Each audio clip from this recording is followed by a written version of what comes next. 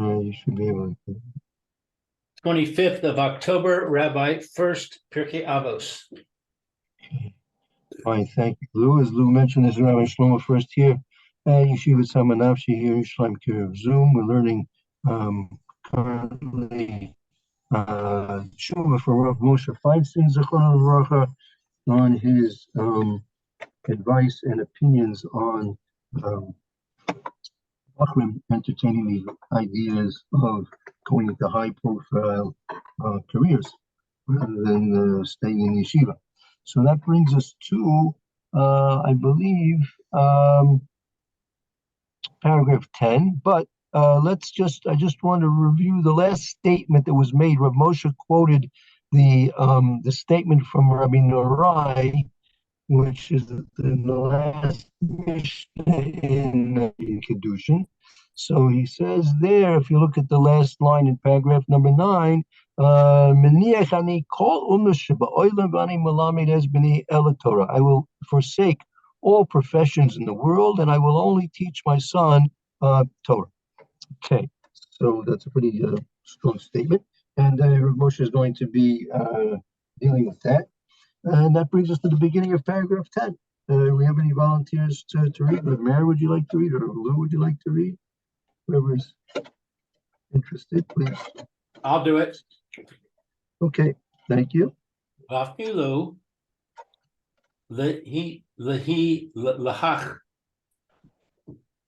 olakim alav umechayevin lilmod livnehem omnos. So even, what is Holkim?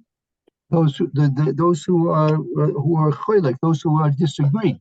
So you have the statement of Rabbi Menurai that he said he's going to teach his son only Torah and forsake all other professions in the world and teach his son only Torah. And you feel the Holkim, even those you have the other opinion in the Mishnah that says no, a person should teach his son something which is kal v'naki. It should be kal, meaning easy.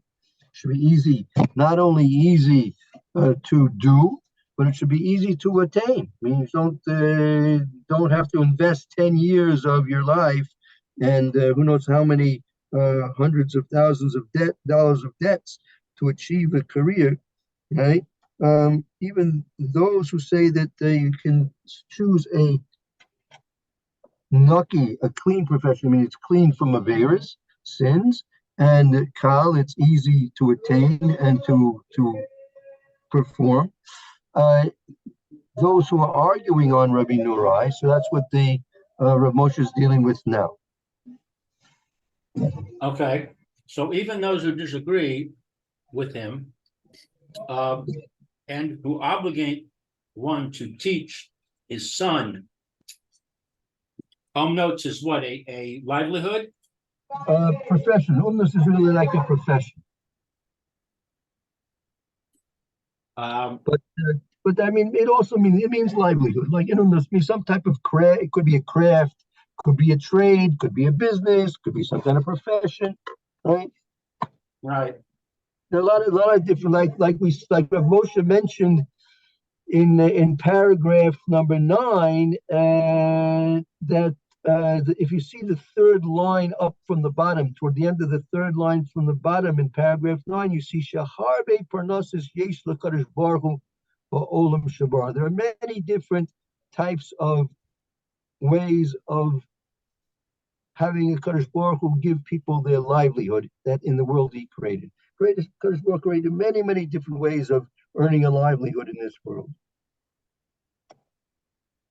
That's why a person should never get himself fixed that this is the one and only thing that he is able and can do in life. Right? There are many ways the Kadosh Baruch Hu can give a person his sustenance. Right. My father, Alav Shalom, was in the Navy in World War II, and he was an airplane mechanic. Right. He said when he got out of the Navy, airplane mechanics were a dime a dozen. Right. So he became a salesman, Oh, wow. Okay. completely changed his job, his career. Yeah. His Yeah. new career as salesman he was selling household cleaning supplies. So Wow. absolutely nothing to do with being an airplane mechanic. Yeah. Right. It's all many times in the attitude of a person. A person, if it's very important to be flexible, never to be locked into one way of thinking, one way of doing things. A person should always be flexible. That situations change, and a person has to realize that things change. My grandfather, Oliver Shalom, he was trained to be an accountant, right? And but the 1929 stock market crash came, and then the depression followed after that. So nobody needed accountants. There was no business to account for. So Wow. Huh. he went into a gasoline business. People needed gasoline. They needed gasoline for their trucks and they did for their cars. So he opened up a gasoline station. So that's what he did for his whole life until he retired. Wow. Yeah, but, and he was trained to be an accountant, but never used it professionally. I guess he used it in his own business, his knowledge, but he never practiced it. At least maybe before the depression, maybe he was working in the field before, but then everything stopped. Yeah. Yeah, my father had an interesting story about his experience in World War II. Apparently, as a youth, he learned how to type. Hmm. And the army needed people to be able to type, I guess, orders or, whatever they needed to type. Sure. So one day, I guess some enemy planes flew overhead. And he got up and the typewriter fell on his foot and he started to bleed. Wow. Well, if you bleed during, quote, combat in World War II, you get a Purple Heart. So they wanted to give him a Purple Heart and he refused to take it. So the interesting. Right. Wow, look at that. Interesting. That's really funny. Yeah. Yeah. A Purple Heart for being injured by a typewriter. Right. Okay. Yeah, very good. Yeah. Yeah. No, I mean, I can understand him a little bit. I mean, you can imagine, like, people might ask him, what'd you get the Purple Heart for? And, so, it's, it's Could not be exactly, embarrassing, I guess. Yeah. yeah, it could be, but, and also, yeah, yeah, fine. All right. So, okay, let's start again. So, paragraph 10. So we have the cholkim, meaning that there are those who are obligating people to teach their sons an occupation, right? Right, Not like Rebbe Norai that said he would only teach his son Torah. right. Kivabrisa b'kiddushin. So it's like the brisa in kiddushin. Ha'av chayav v'bano l'kulei. A father is obligated with his son, etc. Right, meaning their fathers are obligated to teach his son how to swim. He's obligated to find a wife for his son, and he's also obligated to teach his son a profession, a livelihood. The Lalando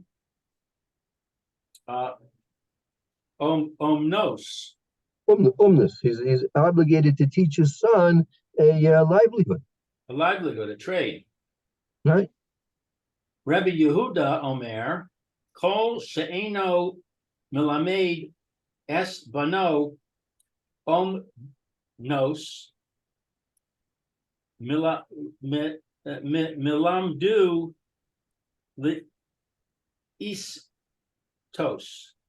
Listos, right? Listos. Listos. Anyone who doesn't teach his son a trade teaches him to be a thief. Right? That's pretty strong words. Right. That's right. Because I mean the logic is pretty simple. If the son doesn't know how to make a livelihood, so he might resort to thievery. Right. Right.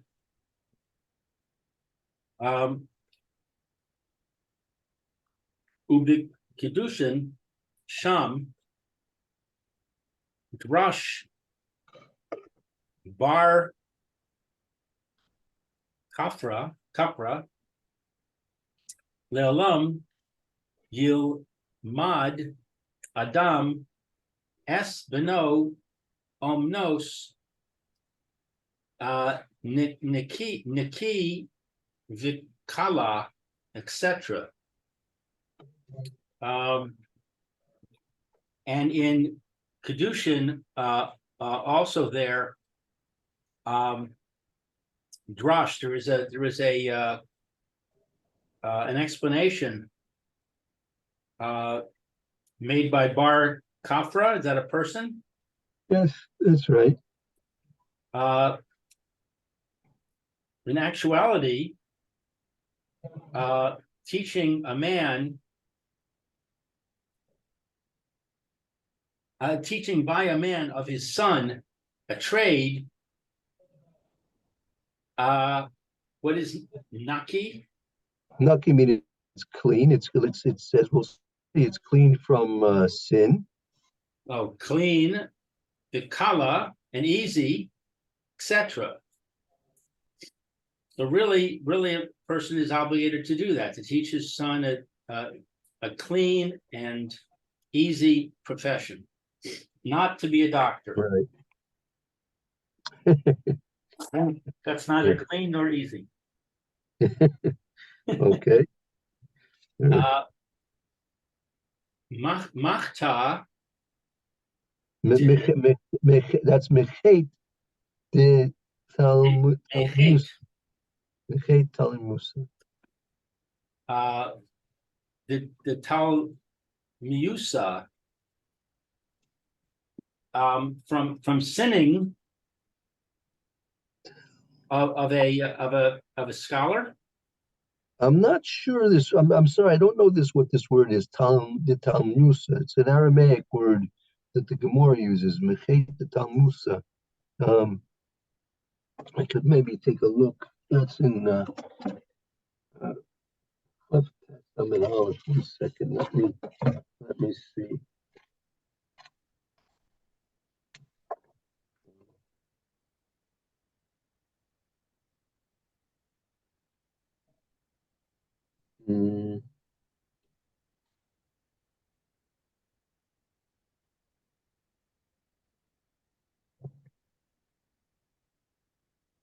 No, I don't see an explanation right off.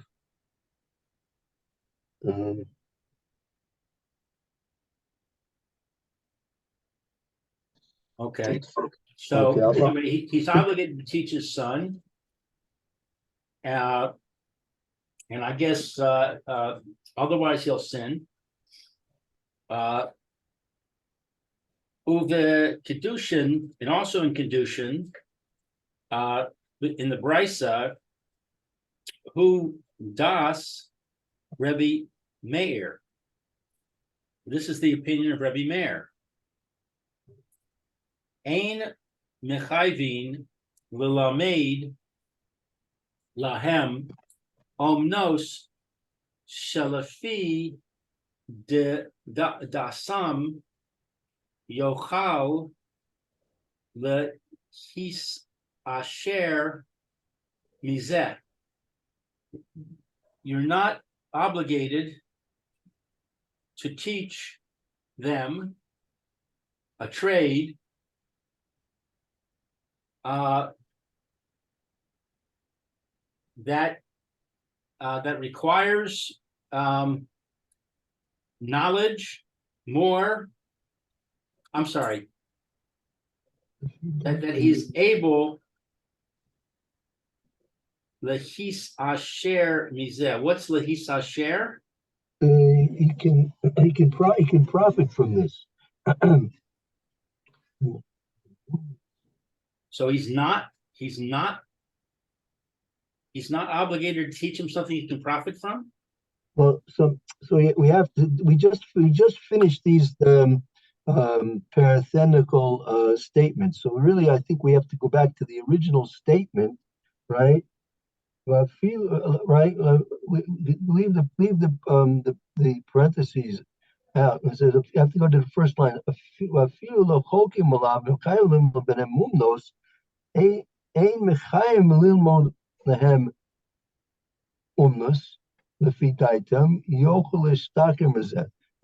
There's some kind of there's a short circuit somewhere here. I don't see the connection. אפילו לא חולקים עליו וחייבים ללמודוס, אין מחייבים ללמוד להם אומנוס.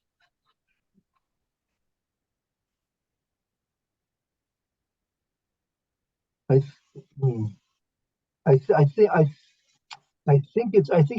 think he's saying like this. Again, you have to go to the beginning of paragraph 10. Even according to those that argue and say that you're obligated to teach your sons a livelihood, now you drop to the end of the third line.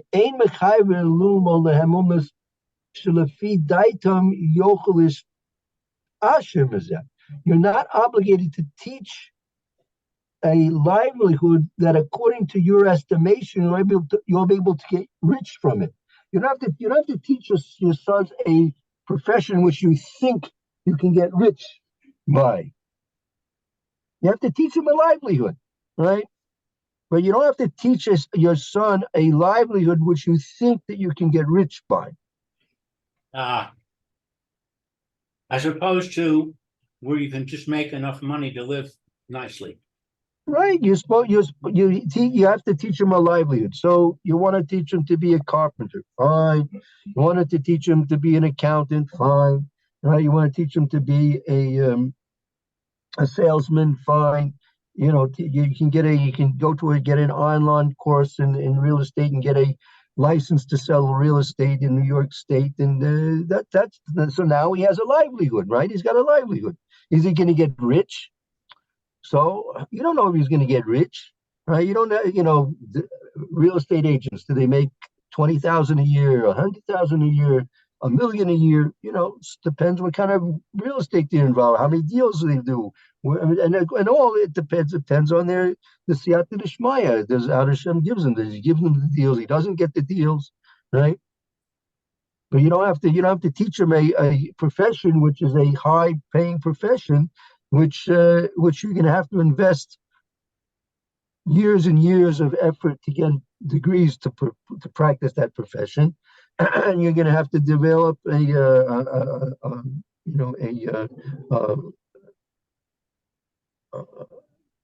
financial debts. You have to take. You don't have to do that. Just because they make a lot of money doesn't mean you have to spend a lot of money to do that, right? So even though that they say they're obligated to teach your son a profession, you don't have to look to get a high-paying profession. You just have to teach them some type of a livelihood. Because the truth is, as we were taught, that the Kadosh Baruch Hu gozer the parnasa from everybody, as we mentioned yesterday, from Rosh Hashanah to Rosh Hashanah. So you don't know exactly how much anybody's going to actually make. I know there was a bacher here in the yeshiva, and his father was a brain surgeon, right? His father was a brain surgeon. So he was telling me once, you think my father makes a lot of money, right?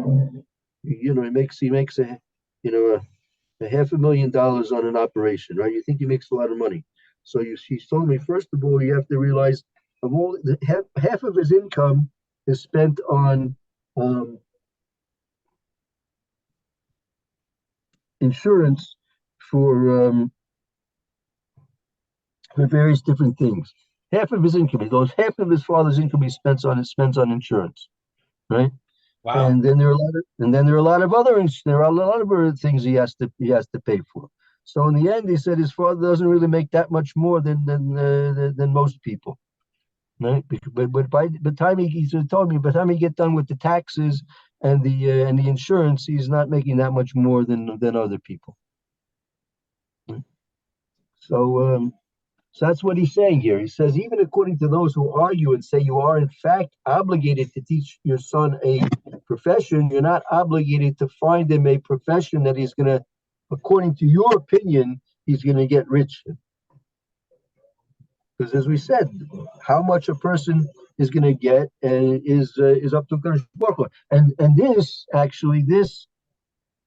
was the Gemara says it's not only how much a person's going to earn that's determined in Rosh Hashanah, but also how much a person's going to lose on in Rosh Hashanah, meaning it's determined, meaning how much his expenses are going to be, meaning Kadosh Baruch Hu determines how much a person's going to earn, and Kadosh Baruch Hu also determines how many losses, what kind of expenses he's going to have during the year as well.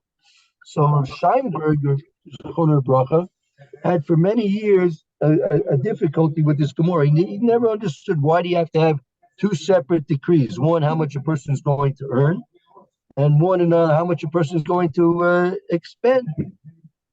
Why can't you just have a sum total? Get the net total. Just give a net total. So he never understood this until the 1929 stock market crash. And when he read the reports about how people, the night before the crash, they went to sleep millionaires. In those days, $1 million was a lot of money. Right? They went to sleep millionaires and they woke up penniless, absolutely penniless. They had all their investments in banks, accounts, and stocks, and everything was now worth zero.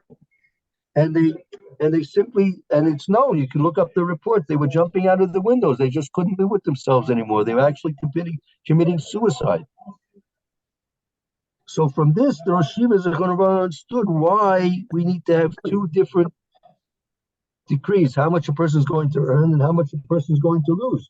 Because Hashem is testing everything that a person gets and everything a person loses is a test.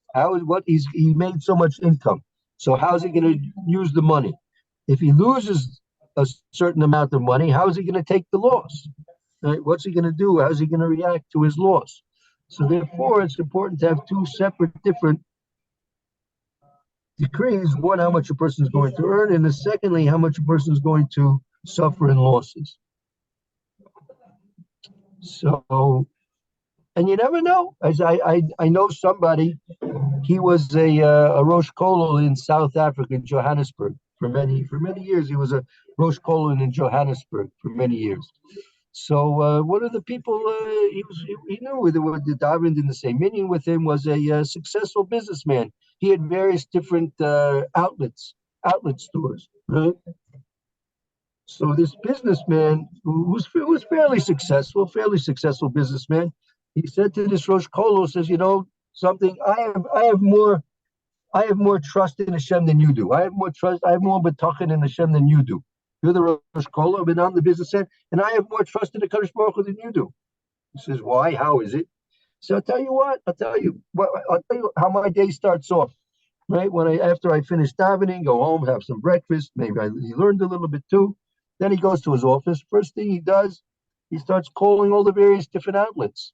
Right? He calls up, picks up the one, how's things? He says, no customers yet. Slow today. He says, slow today. Calls up someone else, another outlet. He says, we had one or two customers, not really what it's like. So then he starts davening to Hashem. Hashem send customers. Hashem send customers, right? So he said he's living with the Kadosh Baruch Hu all the time. He's always asking a Kadosh Baruch Hu for customers. So he has more betachon in Hashem than the Rosh Kolol. So everybody, whatever they're doing, they can't divorce themselves from the fact and the knowledge and the truth that Hashem is providing them for what they have, right? So therefore, it's not in the hands of what you do; it's in the hands of HaKadosh Baruch Hu, what He wants to do with you. Okay, let's continue on. Okay. Willow Rock, Machmas, She'ein Mechoyavin Lioter. Not only this,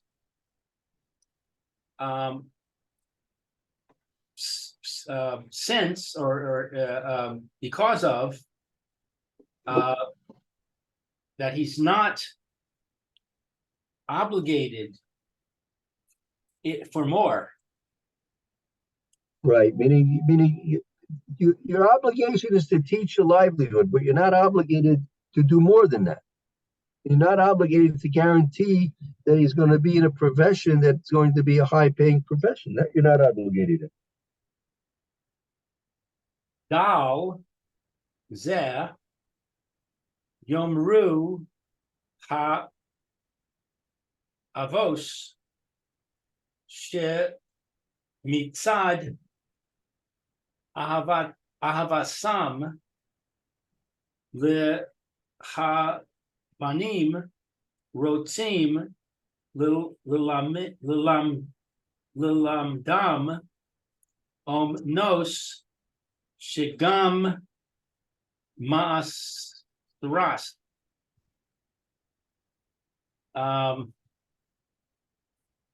What is Dal? The Alzeh, the on this, Yomra Avos.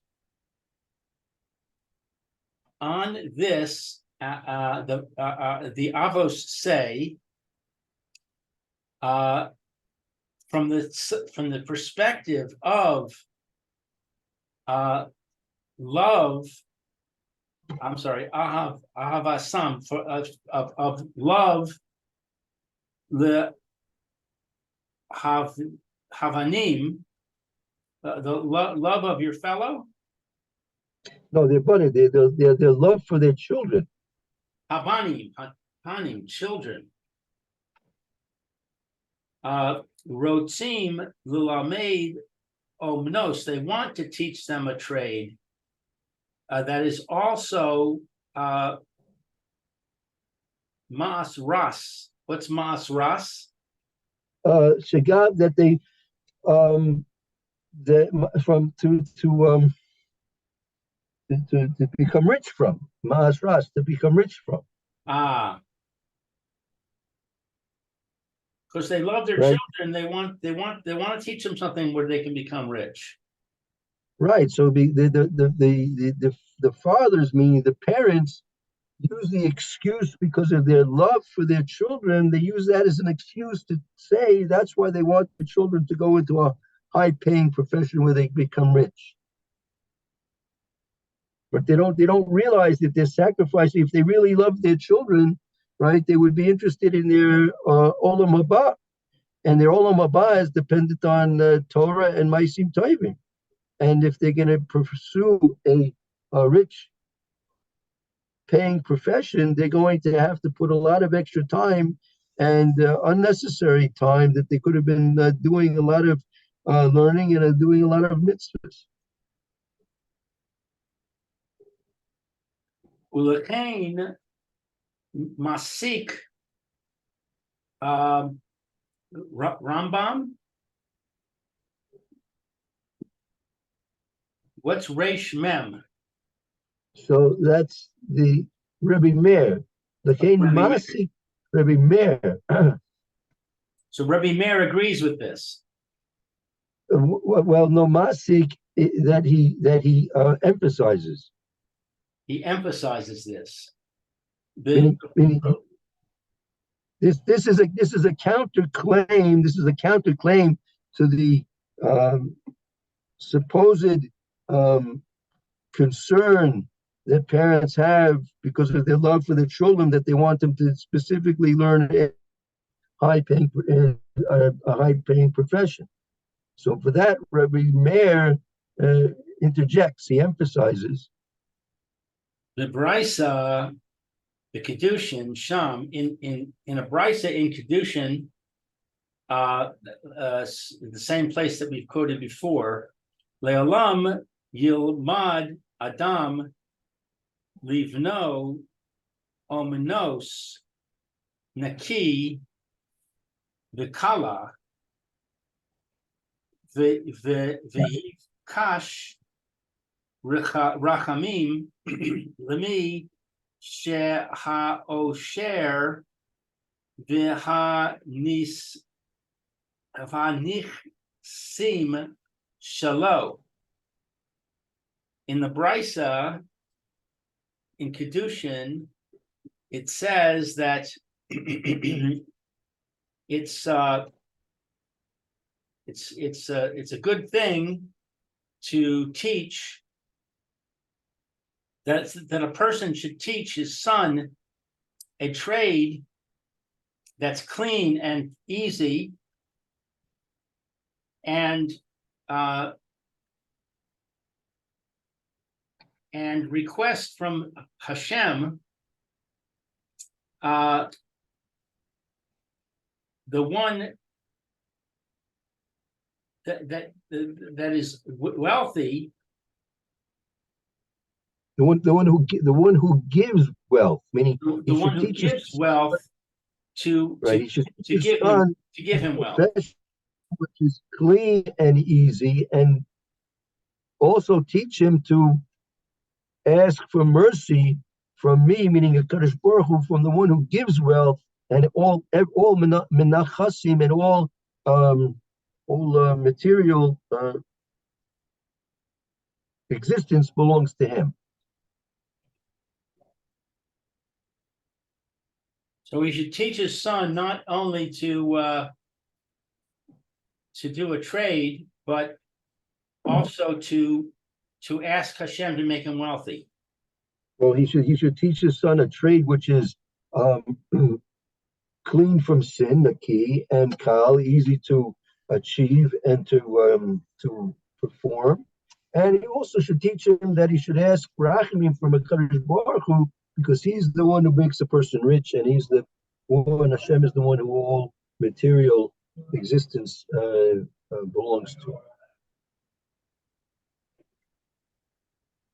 Ve'ein anios min ha'omnos, ve'ein ashiros min ha'omnos, ella lemi she ha'osher shelo bekule. That it's not, you don't get a poor person from a trade, and you don't get a rich person from a trade. Rather, the one that wealth is his, etc. Right, meaning that he should teach his son a profession which is naki and kal, and teach him also to ask mercy from a Kadosh Baruch Hu, for he is the one that gives riches and all material sustenance. And because why? Because poverty is not dependent on a profession, and wealth is not dependent on a profession. Rather, it's dependent upon he, meaning Kadosh Baruch Hu, who gives wealth, etc.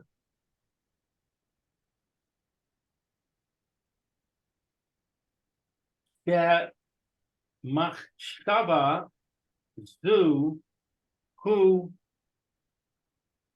sheker. Shemachshava zu hu sheker. Meaning, again, you have to go back to the beginning before the parentheses, right? So Right. meaning it's going to Alze Yomra Avos Shemitzada Avos on Habanim Rotzim Lumarumus Shigam Miss Ashris, and that because of the love that the parents have for their children, they want them to learn a profession which they can get wealthy from. Masik Rabbi Meir, that Rabbi Meir emphasizes and says, Makshava, this thought is sheker. It's not true. This is not true. So it's not true, meaning this is not really what the parents think, or it's not true, meaning they won't succeed. No, it's the motivation of the parents is not true, because it's not their concept of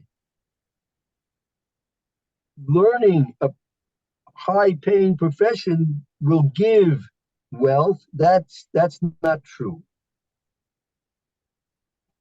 Right. Okay. So they may believe it, but it's not going to work. Right, because as he says, we'll see the next line and a half is a summation of this and an emphasis of this. The ain nos she'ain ba anios ve ashiros, that there's not a trade and there's not a poor, there's not a poverty and wealth. Shalo anios min ha'onos, below ashiros min ha'omenos. There's not poverty from a trade, and there's not wealth from a trade. Well, a little bit different. The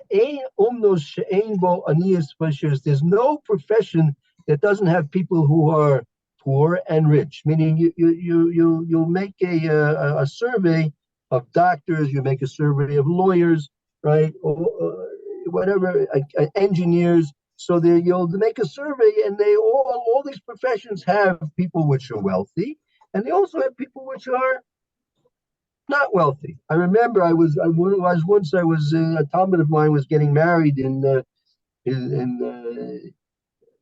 he was from Baltimore, and then the Kala was from Philadelphia, so we were staying in Philadelphia. So I stayed at a home of very nice people. Both the husband was a lawyer and the wife was a lawyer, right? And they were telling me that with both of their incomes, which were not small incomes, they still did not have enough money to properly heat their home in Philadelphia in the wintertime. That's amazing. Yep. Why was that? They were just not very successful. No, they were making income, but everything else. Like, again, you have to realize your income. Your income is no gauge of your actual wealth. You have a lot of expenses. The more income you make, the more the more taxes you're gonna have to pay, and also when it comes time to putting your children through yeshiva and Beis Yaakov, they're not going to give you a break for the tuition, right? Right. They're not looking at your bottom total flash cash flow. They're looking at your income. Your income, you're making $800,000 a year, right? They don't realize that half of that's going straight to taxes, right? And they don't realize that the other half is going to go to the malpractice insurance, right? And business expenses. They don't realize that. They're not interested. The Talmud Torah says you have to pay full tuition, which is not cheap.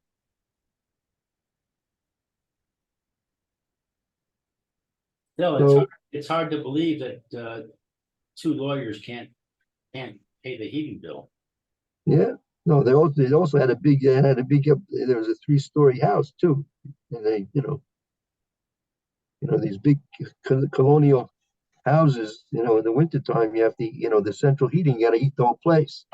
So Right. it was a big bill. So the Meister, they didn't consider themselves to be wealthy people. So, but that's the way it is. There's no profession that doesn't have poor people and it doesn't have rich people. Why? Shalo anias minumnus, below ashirs minumus. The poverty doesn't come from the profession, nor does wealth come from the profession. Rather, where does it come? Ella, the last line. Rather, Hakol Lefi Zechuso. All of it is in accordance with his merit. Shelechein Tzarich Lehispalel Lemi She'Haosher V'Hanichsim Shalo. And therefore, it's necessary to pray to the one that wealth. What is nichsim? Nechasim, meaning the nechasim are literally like properties, but it means like material existence. So it's necessary that he prays to the one that wealth and material well-being is his. Right, meaning that's a reference to a Kadosh Baruch. What does it mean to say that it's the poverty and wealth are in accordance with his merit? I don't get that. Well, because HaKadosh Baruch Hu chooses who he wants to make rich, who he wants to make poor, right? Right. So it's false to believe that what I do, my profession is going to make me rich or poor. There's the Sefer Chavos HaLevavos brings down a famous Maisa that there was a scribe, a sefer. He wrote Tefillin, Mezuzah, Sefer Torah, right? So he made a statement. He made a statement that as long as he has his right hand, he's able to support himself, right? So the next day he got into an accident and his hand was severed from his arm. Ooh. So the person thinks, he's got his, as long as he's got his hand, he's got his parnasa guaranteed for him. So Kadosh Baruch Hu was showing him, not only showing him, but since it was written by this Chavos HaLevavos and became part of the heritage of Klal Yisrael, our general knowledge of how Hashem deals with His world, right? We can't make the mistake that the keys to our parnasa, the keys to our wealth, reside in our own pockets, right? We have to believe that we have an obligation to do reasonable Hishtadalus, whatever that may be, given whatever particular time and place may be. And we have to believe that really the source of it all comes from the Kadosh Baruch Hu, and we're simply going through the motions. And the basic yesod, the basic principle is as follows. Why do we have to do Hishtadalus? A Kadosh Baruch Hu, we believe Hashem is Goyzer. He's decreeing how much a person is supposed to earn for a certain time for this year. This year, a person is supposed to get so much. Ploni Almoni is supposed to get $500,000 income this year, right? That's Hashem decreed that, right? Right. So why does he have to do anything, right? We'll just all sit back. We say we believe 100% that Hashem was decreeing upon us on Rosh Hashanah. and it was signed and sealed on Yom Kippur, exactly what we're supposed to get for this year, right? So if we believe that firmly, absolutely, which we should believe firmly, absolutely, let us just all decide to do absolutely nothing. Do absolutely nothing, right? So why can't we do that? The answer is because our obligation is simply to hide the fact that Hashem is doing this for us and not make it appear as if Hashem is doing it with outright miracles. Right? If we would simply not do anything, it would appear like outright miracles that Hashem is supporting us. And He really is supporting us. The truth is, Hashem is really supporting us with miracles and more miracles than we can even really ever imagine. Right?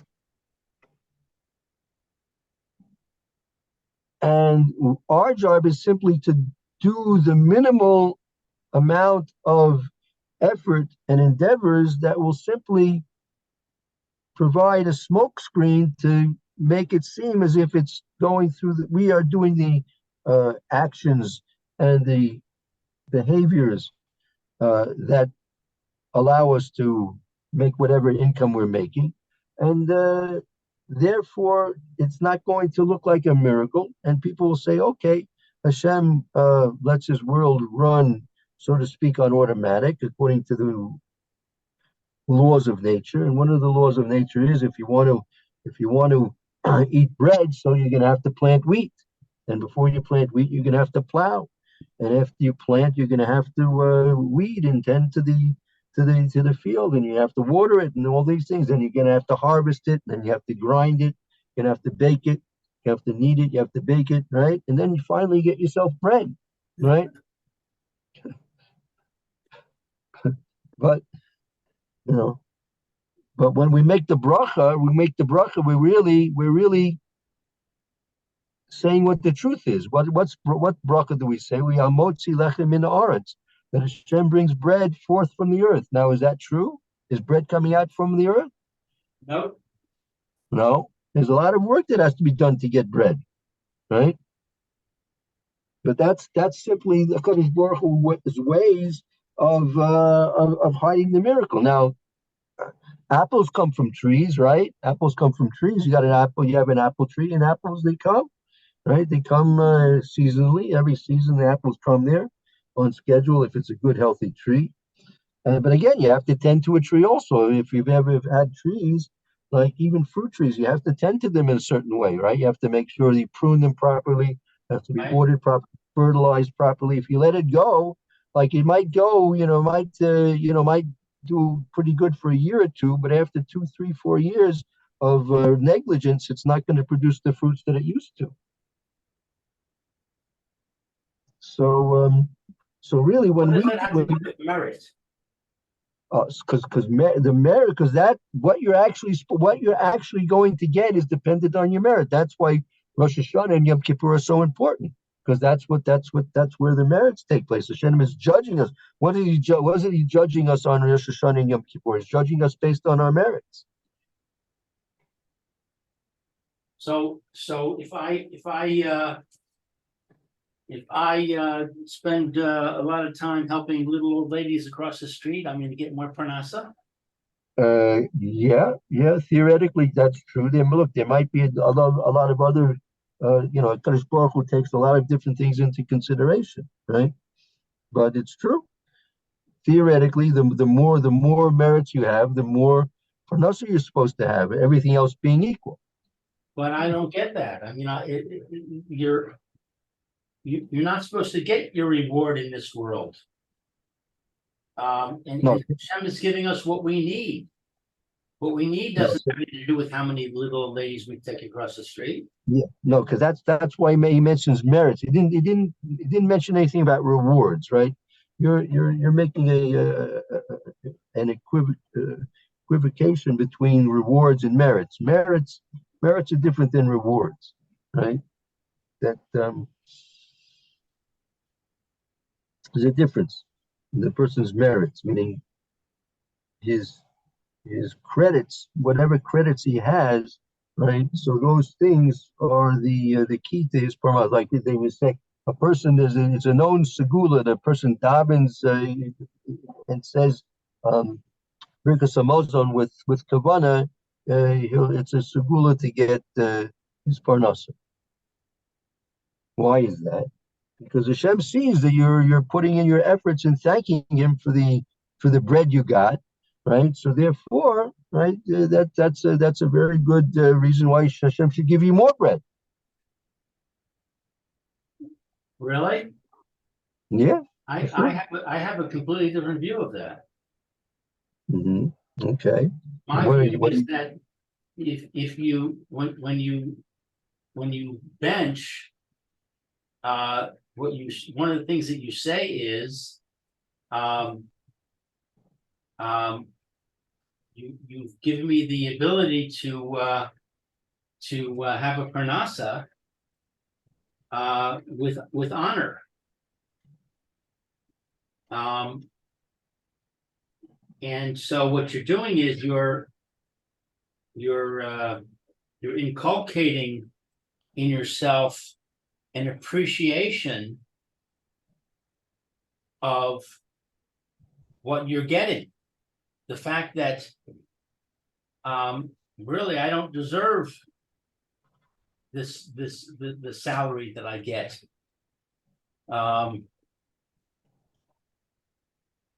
So you become wealthy in the sense that you're happy. You're happier with what you have. You appreciate what you have. It's not that you bench and Hashem causes your boss to have a dream, and in the dream he sees that what a good worker you are, so the next day it gives you a raise. That's not what's happening. What's happening is the next day you go to work and you feel better. You feel better about the money that you're getting. You realize that you don't deserve it, and how lucky you are, and how wonderful it is, and therefore you're more wealthy. Well, let's I don't know, it could be, I think maybe we should save that for a separate topic, what the pshat there is, and when we make that statement in Birkas Hamazon. I don't mind we can go into it, I don't mind, but let's leave that for another discussion. Oh boy, it's late. Yeah, I'm sorry. No problem. If you want, please mark it down, and we can divide. I don't mind. It's parallel to what we're discussing here. It's an important point to clarify, and just to mark it down that we can maybe look into it at one point. Merit equals wealth? Question mark. Okay. Good. Okay, Mitzvah Shem, we'll take a little break, and we'll come back shortly. Mitzvah Shem. All right. Thank you, Rabbi. Very good. Thank you. Good going, Lou. Shkoyach. Thank you, Meir. Okay. See you soon.